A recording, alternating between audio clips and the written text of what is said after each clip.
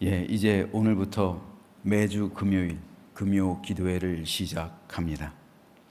저는 이번 기회가 우리 하나님께서 우리 교회와 나라와 민족을 위해 주시는 거룩하고 복된 은혜의 시간이 될 줄로 믿습니다. 이 시간을 통해서 우리 영혼이 정화되어지고, 이 시간을 통해서 성령의 역사심을 경험하게 되고, 이 시간을 통해서 하나님의 비전 가운데 우리 영과 우리 가정과 우리 교회와 이 나라 이 민족이 하나님 앞에서 온전하게 세워지게 될 줄로 믿습니다. 특별히 오늘 말씀은 오늘 새벽에 있는 말씀과 병행 본문이기도 합니다. 아수르의 산헤립이 남유다를 포위해서 공격해 왔습니다. 이미 히스기야가 왕이 되기 7년 전에 아수르에 의해 북이스라엘 나라는 멸망했습니다. 이제 남유다 차례인 겁니다. 그래서 아수르가 남유다를 침공해 와서 46개의 성읍을 함락시키고 예루살렘을 둘러 진치고 있습니다. 그때 산헤립은 여호와 하나님을 비방했습니다. 히스기야를 모욕했고, 그리고 모든 나라와 민족을 멸시했습니다. 그때 산헤립이 쓴 편지를 히스기야가 가져다가 여호와의 성전에 폈습니다. 그리고 하나님께 기도하는 거예요. 이때 히스기야가 한 행동이 두 가지가 있었습니다. 첫째는 아무 대응을 하지 말라는 거예요. 하나님을 조롱하는, 멸시하고 비방하고 모욕하는 그 말을 할 때 너희는 아무 대꾸하지 말라, 대응하지 말라는 겁니다. 침묵하라는 거예요. 왜요? 하나님이 들으시니까요. 그 말씀을 하나님이 직접 듣고 계시도록 너희는 아무 대응하지 말고 침묵하라. 하나님을 비방하는 말, 하나님을 모욕하는 말, 하나님의 교회와 하나님의 나라를 대적하는 그 말들 듣고 있으라는 겁니다. 왜요? 내가 듣는 게 아니라 하나님이 듣고 계신 겁니다. 가만히 있어라, 대응하지 말라. 이것이 첫 번째 명령이었습니다. 두 번째는 히스기야가 친히 이 편지를 가지고 와서 여호와의 전에 폈습니다. 그리고 기도했습니다. 부르짖었습니다.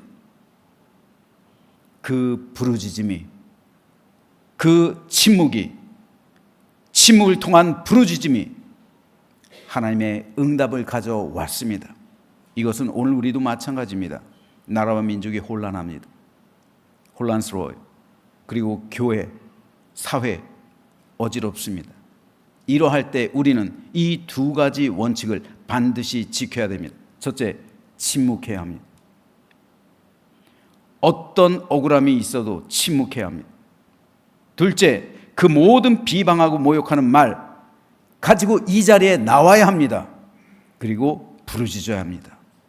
그러면 우리 하나님께서 친히 갚아주시고, 우리 하나님께서 친히 가장 선하고 좋은 길로 인도해 주시고, 우리 하나님께서 친히 이 나라 이 민족 가운데 가장 선하고 좋은 길로 회복시켜 주시고 인도해 주심을 믿으시기를 주님의 이름으로 축복합니다.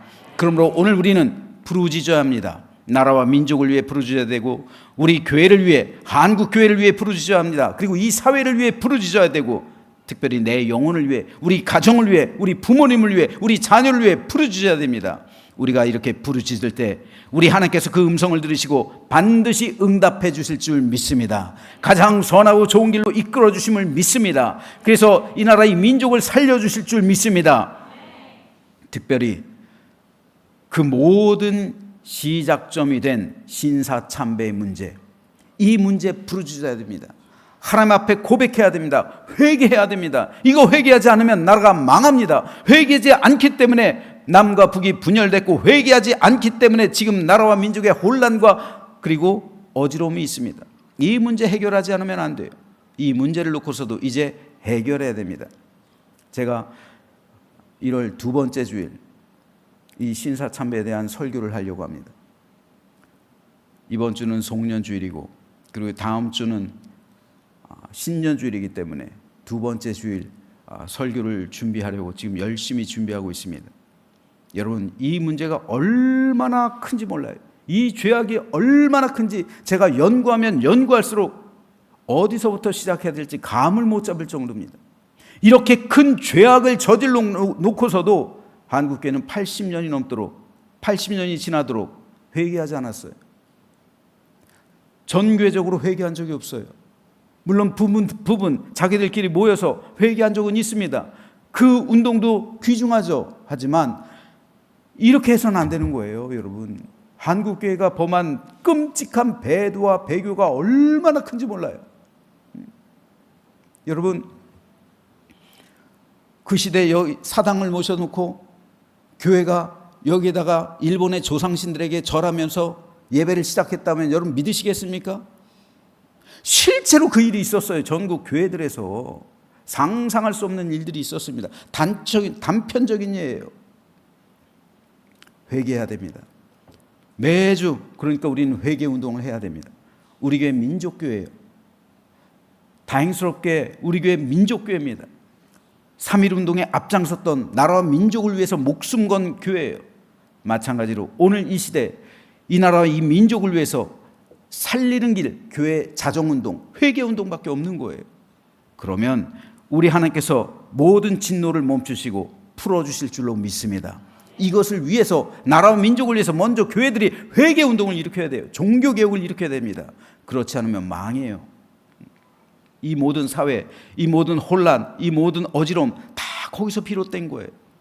저는 이런 어지러움, 이런 사회를 보면서 이것이 그 결과를 우리가 아직까지도 그 죄악의 뿌리, 그 뿌리가 남아서 아직까지도 우리가 고통당하고 있구나, 이걸 느낍니다.